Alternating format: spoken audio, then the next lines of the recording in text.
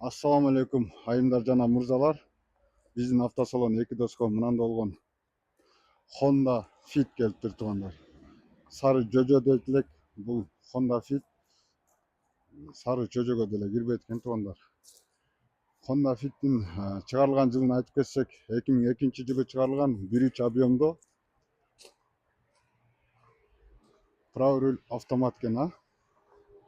Машинанын көрүп турганыңыздарда кузовунда по желанию жумуштары бар экен, көрүңүздөр. Мынандай болгон. Крылосы алмашкан, там ушундай жерлери бар экен. По косметика экен туугандар.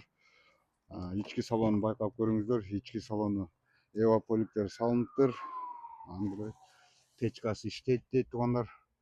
Машинанын технический абалын айтсак, технический абалы аябай жакшы дейт туугандар. Машинанын ценасын айта кетсек, 330 миң сом.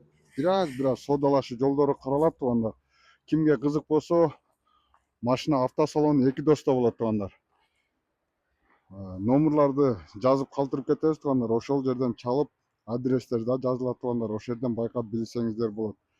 Кимге кызык болсо, автосалон эки доста. 330 миң сомго Honda Fit туугандар.